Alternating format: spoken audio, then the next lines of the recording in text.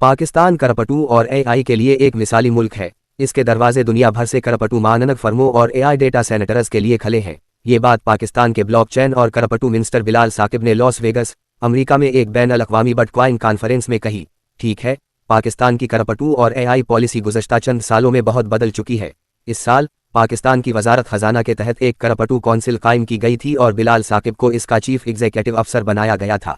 फिर उसी माह इन्हें वज़ीर आज़म पाकिस्तान का करपटू एडवाइज़र भी मुकर्रर किया गया, जिसका मतलब है कि अब वो वज़ीर मुमलिकत के बराबर के ओहदे पर काम करेंगे।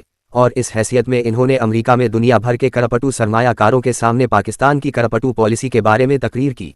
हुकूमत इस बारे में कितनी संजीदा है और क्या इस पॉलिसी से पाकिस्तान की मईशत को तवील मुद्दत में फ़ायदा होगा या नुकसान? आइए 3 अहम निकात पर बात करते हैं। सबसे पहले, पाकिस्तान की वजारत खजाना ने डिजिटल असासा अथॉरिटी बनाने का ऐलान किया है, जिसका बुनियादी काम पाकिस्तान में $300 बिलियन से ज़्यादा की सालाना करपटू ट्रांजैक्शंस को रेगुलेट करना, करपटू करेंसीज, एक्सचेंजेस, वाल्ट्स और 25 मिलियन से ज़्यादा फ़ाल पाकिस्तानी सारिफीन के लिए कवानीन बनाना होंगे जो उनका इंतज़ाम करें और उन पर अमल दरामद करें। वैसे ये तमाम आदाद वाव शुमार वजारत खजाना के अपने आदाद वाव शुमार हैं। दूसरा नुक्ता यह है कि हुकूमत ने बिटकॉइन मानक और एआई डेटा सेंटर्स के लिए नेशनल ग्रिड से 2000 मेगावाट बिजली खाली करने का ऐलान किया है। हुकूमत का बुनियादी मकसद ये है कि पाकिस्तान अपनी ज़रूरत से कहीं ज़्यादा बिजली पैदा कर रहा है।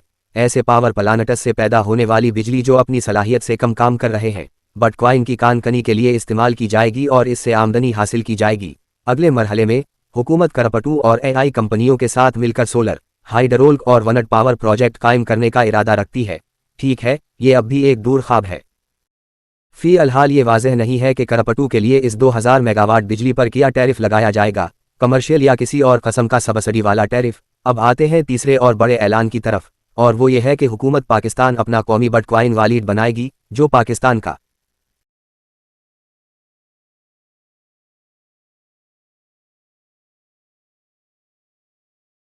स्ट्रेटेजिक बिटकॉइन रिजर्व होगा। बिलाल साकिब का कहना है कि हुकूमत इस डिजिटल खजाने में मौजूद बिटकॉइन्स को कभी फरोख्त नहीं करेगी, बल्कि इन्हें हमेशा अपने पास रखेगी। दिलचस्प बात यह है कि ट्रंप के इस साल सदर बनने के बाद अमरीकी हुकूमत ने भी उसी तरह का रिजर्व बनाने का ऐलान किया था। इस स्ट्रेटेजिक रिजर्व में अमरीकी हुकूमत ने तकरीबन $20 बिलियन मालियत के करपटू सके रखे थे जो कानूनी कार्रवाइयों के नतीजे में मुख्तलिफ फर्मों और लोगों से जब्त किए गए थे। अभी तक इस बात की कोई वजाहत नहीं है कि हुकूमत पाकिस्तान अपने बिटकॉइन वॉलेट में किन बिटकॉइन्स डालेगी, लेकिन कुछ माहिरीन का ख्याल है कि बिटकॉइन एक बहुत ही गैर मुस्तहकम असासा है। इसकी कीमत में उतार चढ़ाव के बारे में कुछ नहीं कहा जा सकता। ऐसे गैर मजाज असासों को कौमी खजाने का हिस्सा बनाना, इन माहिरीन का कहना है कि ये तवील मुद्दती हिकमत अमली नहीं है। उन तमाम चीज़ों को एक तरफ रखते हुए सबसे दिलचस्प बात यह है कि पाकिस्तान में करपटू की तिजारत अब भी गैर कानूनी है। 2022 में स्टेट बैंक ऑफ पाकिस्तान ने अपने नोटिफिकेशन में उसे गैर कानूनी करार दिया था और हाल ही में सेक्रेटरी खजाना ने भी कौमी असेंबली में इसकी तस्दीक की है। तो उसके पीछे क्या वजह है? फिनेंशियल एक्सप्रेस का कहना है कि सबसे पहले हुकूमत पाकिस्तान को खौफ है कि करपटू करेंसी और दीगर डिजिटल करेंसियों को मनी लॉन्ड्रिंग और दीगर गैर कानूनी सरगर्मियों के लिए इस्तेमाल किया जा सकता है। नीज़ पाकिस्तान में डिजिटल करेंसियों के लिए अभी इब्तिदाई दिन है, यानी स्टेट बैंक समेत पाकिस्तान के मालियाती इदारे अभी तक इसे मुकम्मल तौर पर अपनाने के लिए तैयार नहीं। उसलिए पूरे पाकिस्तान में करपटू करेंसियों के इस्तेमाल से पहले एक तफसीली कानूनी फ्रेमवर्क की ज़रूरत है।